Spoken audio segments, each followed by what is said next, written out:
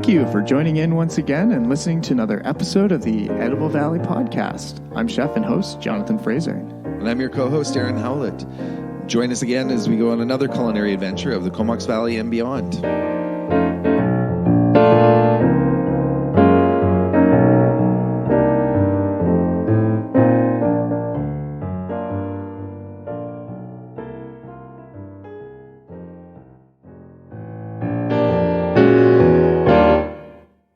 Well, hello, welcome to episode 174 of the Edible Valley podcast. I'm the producer, William Stringer. I'm your co-host Darren Howlett. And I'm Chef Jonathan Frazier. And today we're going to be talking about recipes.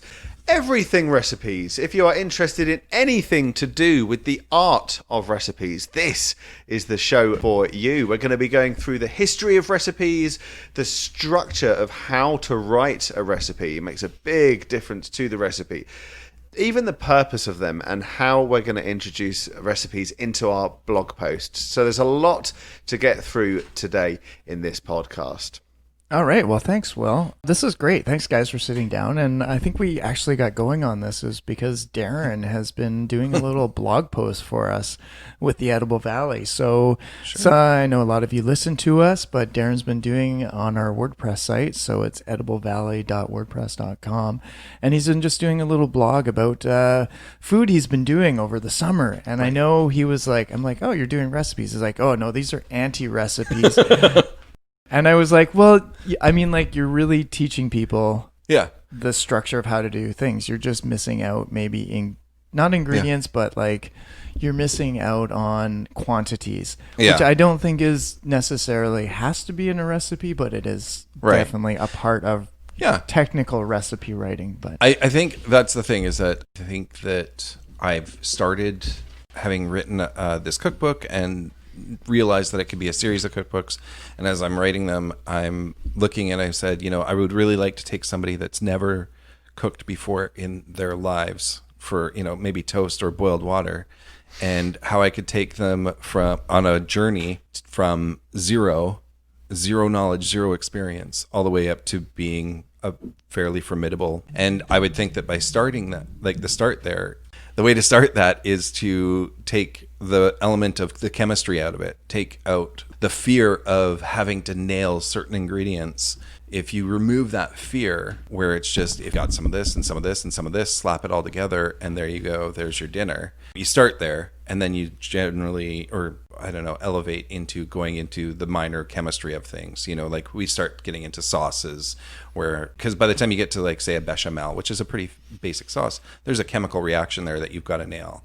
And just had our whole listeners go, bechamel? What is a bechamel? The blog so far, and will continue to be a lead up to getting into basic cooking, I think. I think anybody of any ability can look at our blog with the recipes I put up, and they're capable of doing them, whether you're really into being in the kitchen or if you're like, oh God, I'm being forced to do something in the kitchen, where I'm trying to start the blog at. And maybe by 6 months later, it'll be a little more involved. I'll assume that you've got that shorthand. Well, I like to, and we'll get more into the structure of a recipe, but I mean, I kind of like what you're doing because it's just, I like cooking without recipes. And maybe that's because I have 25 years of experience in a kitchen. I've spent a lot of time doing this. So I kind of have that. I have a little up on a lot of people. If I put, 1% of this with 2% of this, I get a beautiful flavor. I still think a recipe is definitely a guideline.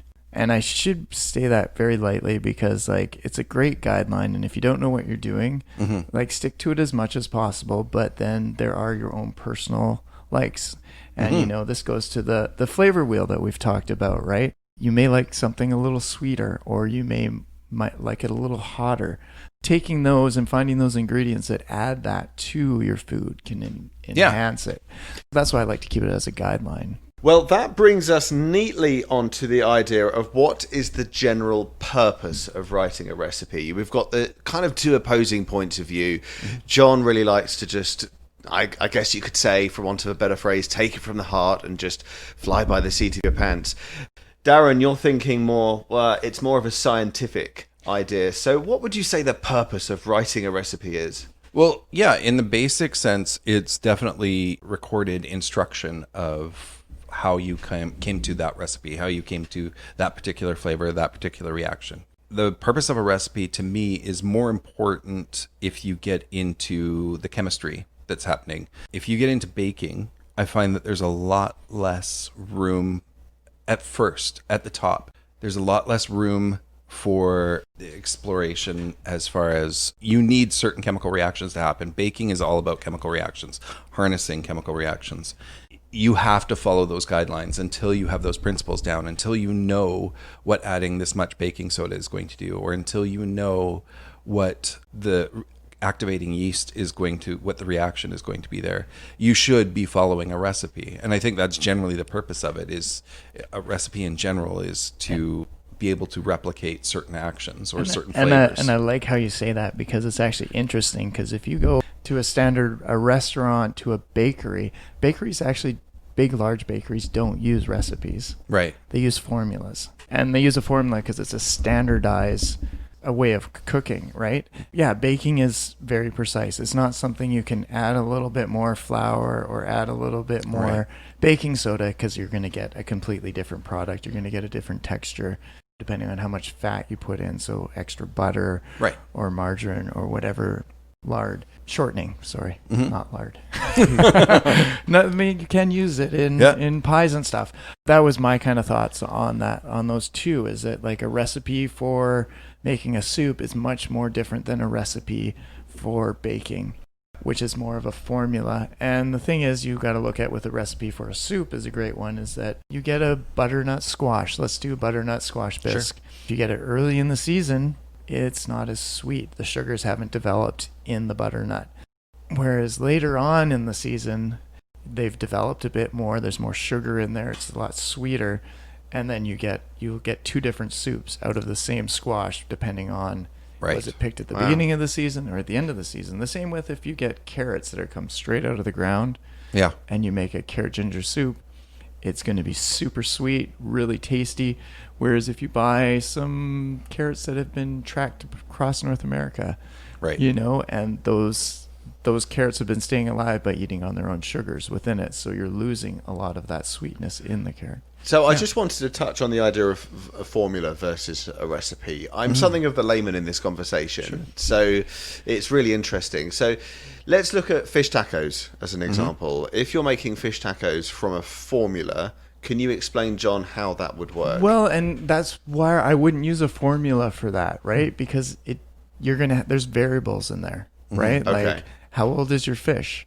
Where is your fish? What kind of fish are you using? Are you using something like a halibut, or are you using something like a snapper, which are two different fat contents within it, right? So like snapper's a little bit more fatty, whereas halibut's a lighter, more tender, flaky dish. If in using your example, I would say the formula would come into the taco shell, the tortilla. There you would be more into, even though that's a really basic recipe. I would say almost, I agree with John on formula, but I think that sometimes you can even break it down further into ratios. You're like, if I have this much flour, I need this much salt, this much oil, this much water to make that tortilla. And all of that is variable. All of it is, but it's within a relationship of each other. Like almost ratios. Yeah. Okay. That's brilliant, actually. I really like you brought up the ratio thing, because I think that's a real key point to cooking, and it's a lot of, as in when I did my apprenticeship, first year was all about sticking to your recipes. Right. Second year was all about sticking to your ratios. Oh yeah. So it was like 1 to 1 to 1/2. Right. And that's how you did a lot of your recipe writings was on ratios. Right. So that's another great way to work. And it's a great, once you get to a point with a recipe, and it makes it a lot easier, because you can make a recipe bigger, make a recipe smaller. Right. You can scale it however you want. Scaling it. And that's probably something we should get into talking about. So I just wanted to make sure we'd covered that. Are there any other purposes of a recipe? We've got replication, I think you mentioned. Are there any other purposes for anyone to have a recipe? Maybe they want a legacy. Maybe they're writing a blog post. They want to have something as their signature dish. And I absolutely think that food in itself is a form of communication to me. So being able to take a snapshot, sort of not necessarily a literal snapshot, but being able to jot down everything that made that experience happen or that food combination happen and share that is a form of communicating with somebody. That it's almost a way of communicating like care, concern, compassion, whatever. I'm not going to jot down an evil recipe and pass that along. It's generally a good feeling you're passing on to somebody else. So it's almost the personal side of food. It's your blueprint for something that you're passing on that you hope someone else will pick up. It also has value. If you think about it, a recipe is a value. If you look at, we'll throw out Kentucky Fried Chicken. Sure. With their spice and herb mix, secret blend. Like, how many different establishments have their secret recipe that is only kept just to them, and most of those recipes you can Google online and find out what they are. We have, my son and I made a KFC blend for whenever we make chicken at home. I would say, I hadn't thought of it that way, but I would say you're right as far as recipes having value. Like, look at the economy of chefs behind the scenes in restaurants.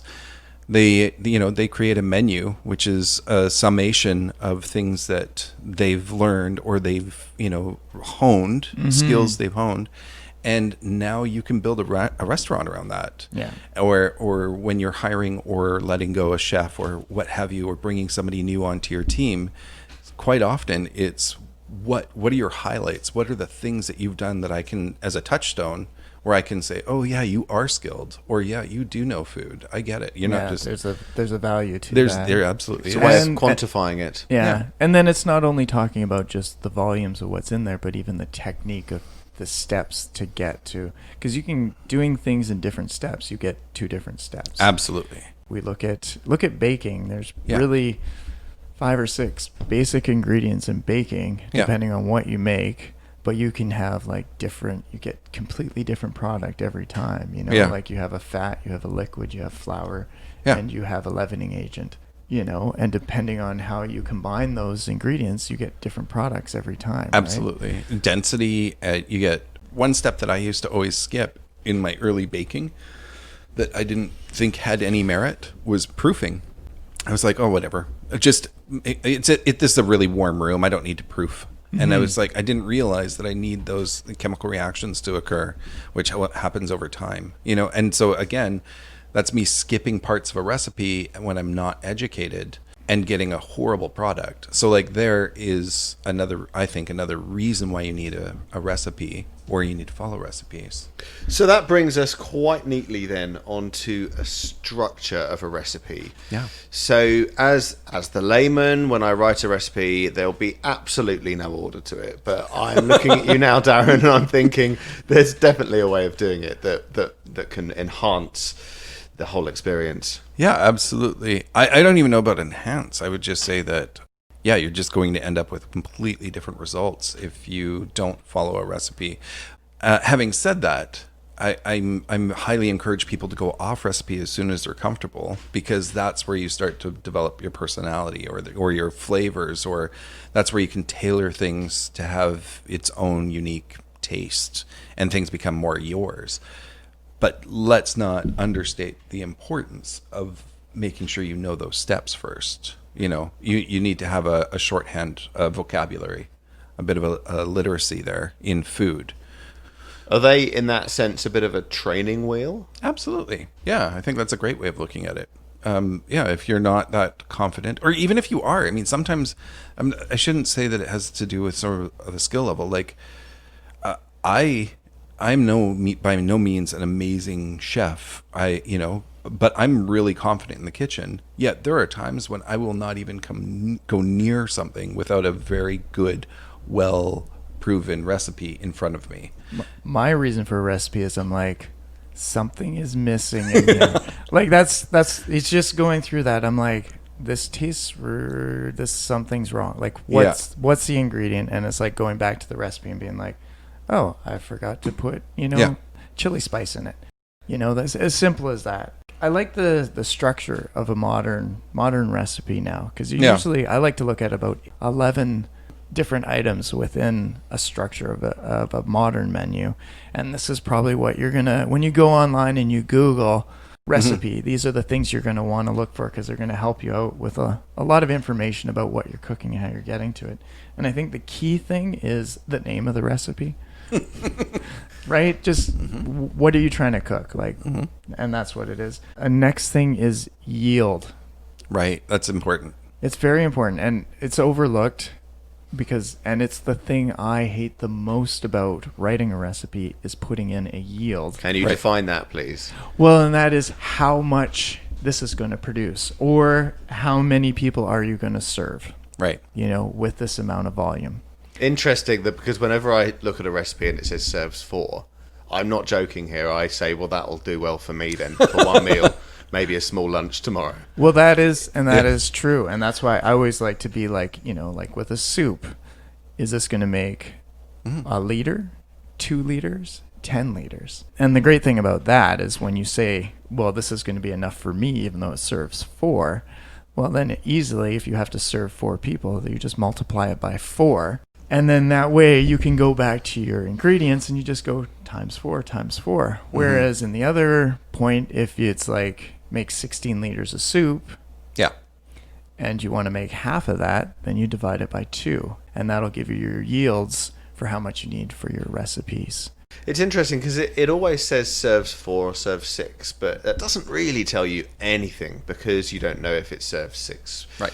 What size people. It should say serves 4 normal people or 2, I don't know, pigs. And I would classify myself as a pig.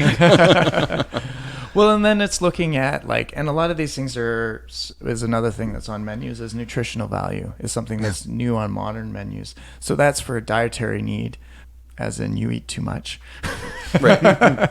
But you work out a bit, right? So it balances out. 4, you can look at the protein on the menu and be like, how much is that? Like if it's extrapolate that information. If it's a 6-ounce steak compared to a 12-ounce steak, and you go, oh, there's 4 12-ounce steaks. That feeds 4. Whereas if it's 4 2-ounce steaks, that's how much you're going to be eating, just a small little portion. So that can be a little bit of determining for yield too. So that's all related to yield. Okay, so what other parts, what other structures are there? Well, there's the most important part is the list of ingredients and the order to use it.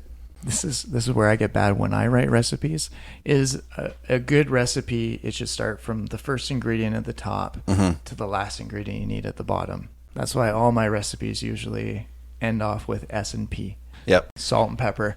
And when I'm cooking, I'm using salt and pepper throughout the whole process. Right. At the end, there's that seasoning bit. So you have to know a little bit of those things. But yeah, that's why when you see a recipe that says onions are usually the first thing, because if you're cooking a sauce or soup, because you want to cook them first to break them down, to get that translucent, to bring the sweetness out of it, because there's a bitterness within. Yeah, it's pretty rare that you use a raw onion. You usually start like any recipe that's calling for onion, you're going to use with cooked onion. So yeah. And so next would be the quantities, and that goes back to our yields. So taking those quantities, how much of this, how much of that, the volume of what's going in there. And then here's always a helpful one, is how much time it takes to prepare the dish, and then how much time it takes to cook it. Two different things, Yeah. I always find, and these things are things you can do faster. Usually the prep time, I can usually do faster than what's written. And when I write a prep time, I usually give it an extra 5-10 minutes. Right. Just because, you're fidgeting around. You're like, oh, where's the bowl for that? Where's the, if you don't have your mise en place, which is everything in its place, that will help out. That changes the time. But usually cook times are pretty close. It's a guideline, right? Like if you're cooking a steak medium, or you're cooking a roast medium, depending on the size, depending on how hot your oven is, where it's placed in the oven, those can affect it. So that's why having a thermometer to double check that. But if it says 20 minutes, especially let's say chicken, it usually takes 20-25 minutes to cook a chicken straight off in the oven at 350. It may take 15 if the oven's really hot, and it may take 30 if the oven's a little cold, and you still need to check on that stuff. Yeah, and I think that that's something that is key. Is quite often we make a shorthand in the way we write things. We say, well, this is what it's going to take to get to desired result, because we don't want to fussy things up with this is the desired result, because then you're assuming that the person's going to know 4 or 5 different ways of getting there if the original doesn't happen. So to err on the safe side of caution, you're just like 350, 25 minutes or whatever it is. Like that's that, rather than say you want an internal temperature of 145 or in the case of chicken 165. But I think that that's the thing. Like I like to write it to that way, to where it's like, okay, well, this is the desired result. This is how you're the best going to get there. Mm-hmm. But this is what your desired result is. Yeah. Another thing is equipment. And I've done this before. Nothing worse than mixing up something and then realizing that you don't have your mixer with you. So yeah, like before you start your recipe, just making sure you have all your ingredients available or all your equipment available. So right, like I have a frying pan, I have a sheet pan to put in the oven, I have a wooden spoon. That just makes life easier. Key one is cooking procedures. Oh yeah, that's a good thing, right? Like that's a key one, and this was the one that always frustrates me when I write it, just because I'm not the best writer. So that would be Darren's wheelhouse. That would be Darren's wheelhouse. Oh no, I've read a lot of your recipes, but I do know that sometimes you have assumptions that it's going to be you or someone of your caliber reading it, and yeah, quite often you'll leave things out. You're just like, well, I used all of these things outlined in point A, and now we're at point D.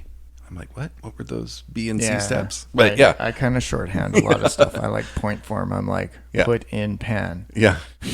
Add sauce. Yeah. So that actually is quite interesting. So you're writing, John, probably for other people of your caliber in that respect. Right. But Darren, when you're writing things, you really are writing for people who might not. I'm writing for you. There's an assumption that they don't know anything about cooking. Do this, and you'll get that result. Yeah, and that's not to say that I think that nobody knows how to cook. I'm just saying I would really like to reach out and have a base audience of people that don't know how to cook. I would like to include them in the story or include them in the procedure. But I'm also writing to people of my skill level. I can't really write up. Actually, I've proofread some of your recipes for you. Yeah. And that was one of the comments I made to him. I'm like, you missed a couple steps in there. Yeah. And it's like steps I would have missed writing down for sure, because I've always been a guy who writes them down on a cocktail napkin and hands them in. Well, that's the thing. If you ever talked to Sue Smith when she did the cooking classes at Beyond the Kitchen Door, I was notorious for, she's like, I need recipes for this cooking class. We have 15 people coming in and they want recipes. I'm like, okay. She's like, how do you make this? And I would write it on a napkin. I'd be like, with procedures, and she would dumb it down and rewrite it. And I think that's the thing. It's like I handed you 100 recipes and said, can you just make sure that these are structural, that they cover everything, that they make sense? Mm-hmm. And that's where you found some of those. And and the versus when I've gone through cookbooks, you hand me a binder of 100 recipes of yours, but it's, for you, it's not being written to that same audience I'm writing to. Yours is very short, but that's also because you know that you're writing for other cooks. Yeah. And most of the time it's like, for all my recipe books at all the restaurants I've worked at, it's always like, most of the time it's sort of point form, Yeah. I worked for a time in Chez Piggy in Kingston, which is a great little restaurant. And I worked in the back of house, and my job was to go through this big binder, and I just did everything it said on there exactly in point form as it said, and it always had an amazing result. So much so that I stole the binder when I left. But I mean, that's key. That's exactly right there. Like that is, here's this restaurant's identity, and you want to be able to maintain that identity by having consistency. And the only way you can do that is to have everybody producing things the same way. And there was no passion in there. There was no me putting my mark on anything, and I was more than okay with that, because that would have ruined the dish. The other thing, and this is Will, because he's doing the most serving of any of us right now, is serving procedures, how to present the dish. Yeah, because that's a key component of it. It's to garnish it with, how to put it up, just some suggested things of going. Definitely on modern recipes everyone's doing, and this is definitely in Darren's wheelhouse, but photos. Giving interest, because that helps. I've always done recipes, and I've not done recipes, but I've always created dish visually. Mm-hmm. Not as much. I always have a vision of what I'm making before I have a taste of what I'm making. So I'm like, I want to bring this I want this color with this color with this color with this protein, and then I start working the flavors. So I do it a little backwards. Yeah, and I mean, I don't think I'm giving anything away, but you were sort of workshopping rather a recipe yesterday, 2 days ago, you were going to be doing a new lamb dish. Oh, a lamb medallion. Yeah. Yeah, and you were saying these are the elements that I've already decided on, because they fantastic elements that you already had together, and you're like, and you were just sort of soundboarding off me some ideas as to how to finish it. And like, I did find that interesting. You're like, I know it's going to be finished with red. And I was like, wow, I've never taken that approach. And then we started talking about how you could do that. And then you came to I'm going to take this, and reduce it down. And there we go. There's my red finish that I know visually is going to give this striking appeal. And I was like, I've never approached a recipe writing that way. To me, I'm like, I want this flavor, this texture. Mm-hmm. How do I make that appealing? Like, what's the best visual way of doing that? So, but yeah, I think that's great. I love the fact that we approach recipes a totally different way. And then nutritional value, which we talked about. And there's so many programs out there that you can plug in your numbers and it'll spit out how much. That is a great feature nowadays. Yeah, nowadays it's a lot easier. And then, of course, the latest thing, and this is basically when you're publishing online or writing a recipe, is people reviewing how good that recipe is. And I find I do a lot of, when I'm looking for a recipe online searching, is I usually pick about 4 recipes under the same ingredient or like the same title, and then read through them and then sort of match together what sounds best to me. Kind of like sometimes more ingredients means a nicer dish, whereas... Yeah. I find it's funny because I look at old cookbooks, really old cookbooks, or like old family cookbooks, not even necessarily my family, and they didn't have pictures. You were completely reliant on whoever wrote notes in there. Like, oh, this was great. Henry loved it, or blah, blah, blah, blah, blah. Or the big X through it. Do not make this ever. Yeah, I know. And it's so, it's a totally different set of criteria you're looking for to say, am I going to try this? Am I going to make this one? So that leads us neatly onto the idea of the recipes going back in time. Now, has it always been this way, and the only change has been technological differences, or have things got more complicated as we've gone over the years? Well, I think recipes have definitely got more complicated. Absolutely. Going back to some of your oldest recipes out there, I think they really were off a ratio-based recipe, right? Like, if you even think about it, measuring cups, the metric system, the imperial system have only been around how many hundreds of years, We've changed our volumes of measuring, which changes how we deal with recipes. So I think a lot of those original recipes go back to volumes and how we dealt with them. But I saw that you made a small list of like oldest recorded recipes. Yeah, I just Googled and I saw, and by no means this isn't a perfect list, but like some of the oldest recipes would be like beer. If you think about how we've been brewing beer for the last while, which I think will be fun because I think we're going to talk to a brewmaster on one of our next episodes. Oh yeah. If I heard correctly down the pipeline, that's something we can talk about there. But 3,400 years before Christ, or what is BC? Is that before Christ? That is still BC, using that one. Anyways, there was another one I saw. It was like nettle pudding. Yeah.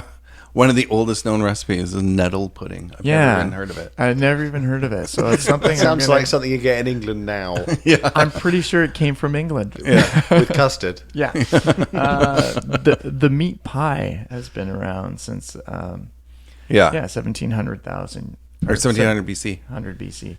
Yeah, roasted boar. Yeah, from the 4th and 5th century. One of the interesting ones was the Linzer tort. Yeah. Right? Which is a classic European, I believe it's Austrian. Yeah. Dish, which 1653. Right. Was a standardized recipe. Right. You know, pastry and jam filling. And I know it's something that I know lots of people have it as a family, their family Linzer recipe, but there's a standard recipe that's been around since 1653, which is that's pretty amazing. Pretty crazy. And to think about how many other recipes around the world like that work like that. Like if you look at Japan has a lot of their stocks and for ramen and stuff like that, which have been boiling for hundreds of years. Thousands. The oldest master stock is 2,000 years old. So it's literally somebody made a stock 2,000 years ago, kept it on heat, and keep adding water to it as they go along.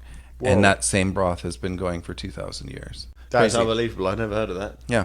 Wow. But yeah, to your point, when you said, have things changed, I think that sort of gamut or gauntlet of recipes John just gave you throughout the ages, going back 6,000 years to going back 400 years, 300 years. I think that, those probably all mark big changes. I think that the original was like, put these 3 ingredients and leave them be, and the result is beer. And then now you get up to things where, like the Linzer tort, you're getting chemical reactions that need specificity, because you're baking, you're dressing it a certain way to get that very specific. So even though those recipes are old, they probably mark different achievements in recipe making. Now you look at where we are and the complexity of recipes.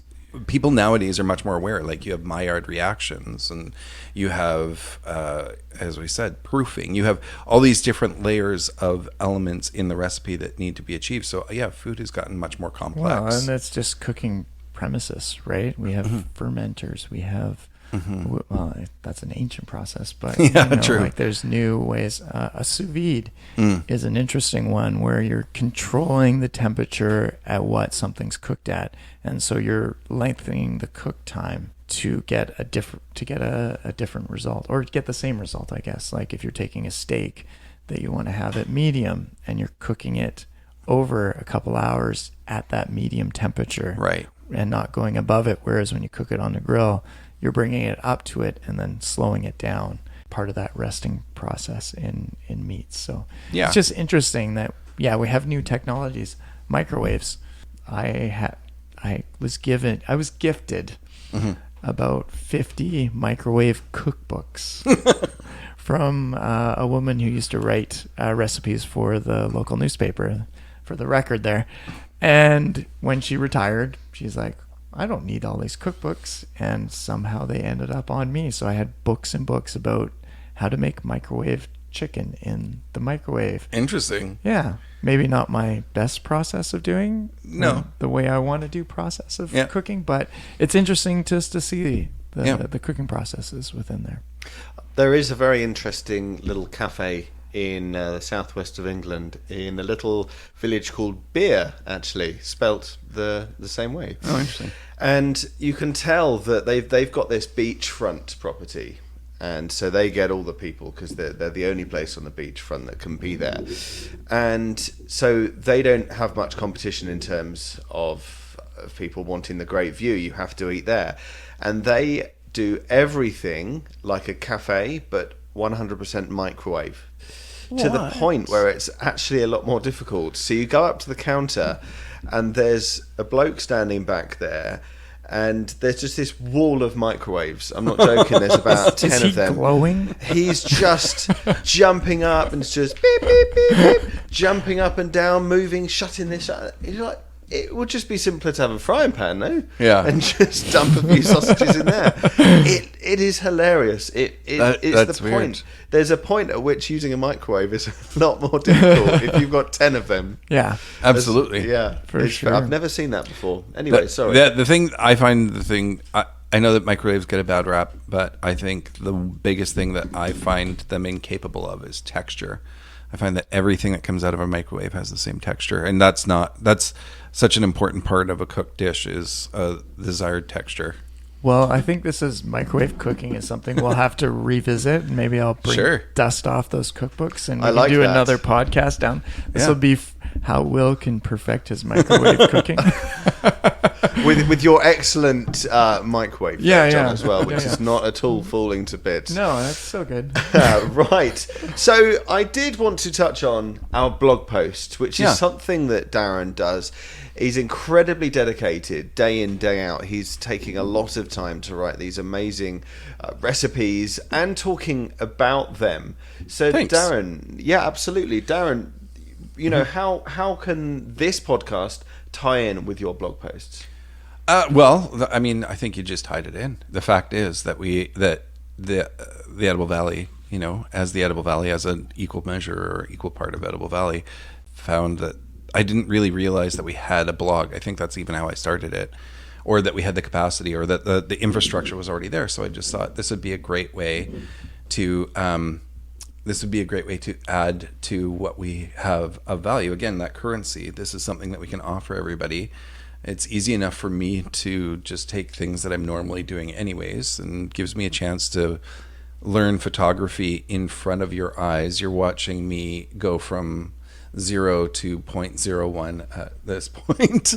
But, I encourage everybody to follow along as my skills improve. And in the meantime, I get to share food. But again, I'm looking at it from that prosperity sense of, I would love for 2 years from now, people to be able to say, oh, he started with something that anyone can do, and then just slowly developed, so that, you follow Edible Valley. In a year or so, you're going to be a pretty good cook if you weren't already before. Like, that's my goal. So, and it's totally free. Absolutely free. Totally free. And that we're not even like hiding advertising or anything in there. I think I'll be completely honest. Not on purpose. I absolutely throw in some Amazon links at the bottom that do help us if you follow through. But there's absolutely no tie there. You're not obligated in any way. Here, I'm like, here's the ingredients. If you're having a tough time finding them, you can grab some there. Yeah, I'm just scrolling through one of your, as Will slapped my wrist for that. If you heard that scratch on the thing, quit playing with your mouse on the table. Anyways, just going through some of the photos and just how you break down. We're just doing your apple your, what do we call that? Apple turnover? Yeah. Fruit turnover. I should get it right. And how many blog posts have you done so far?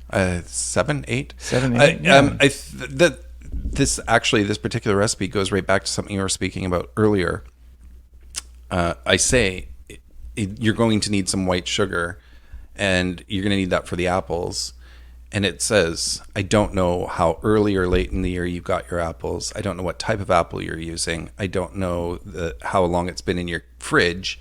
And that's going to affect how much sugar you need. Mm-hmm. So that's where you sort of get to that. We'll get to those things later. Yeah. How you start being able to recognize and see where the needs are. But I can't just say you need a tablespoon of sugar because I don't know what apple you're using. Mm-hmm. But anyways, as recipes go, I think that's the biggest thing is that, learn to cook without techniques or with basic techniques and no recipes. And then we sort of develop how difficult it gets. And we'll get into techniques. I love techniques. I'm actually starting a YouTube channel that's pretty focused just on cooking techniques. But that's something else. That's a whole other episode. That's something else we can talk about later. Sure. So I did have one question, which was put to you the other day, and I'm just putting you on the spot now to see if you know. So what's the difference between a turnover and a hand pie?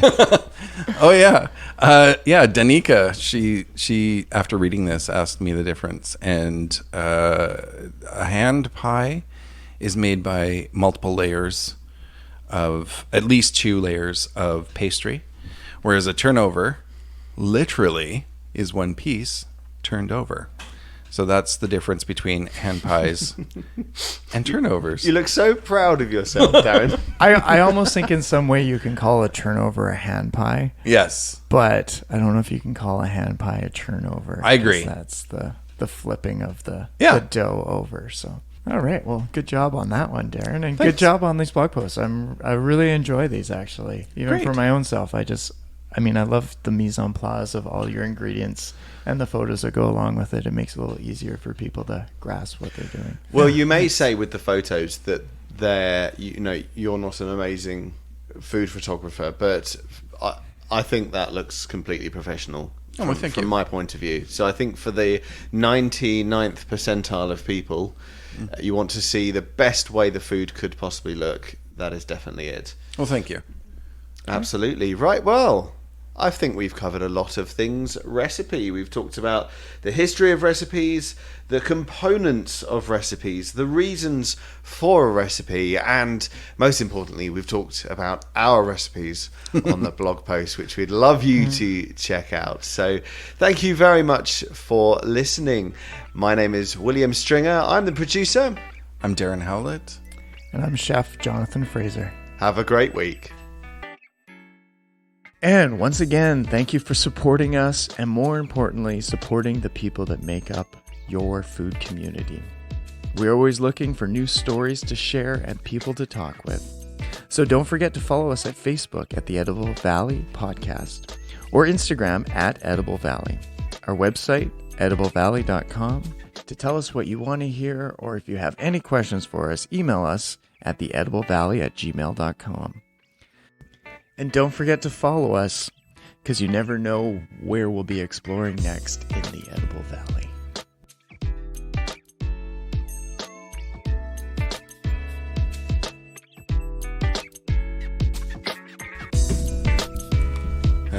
Good stuff.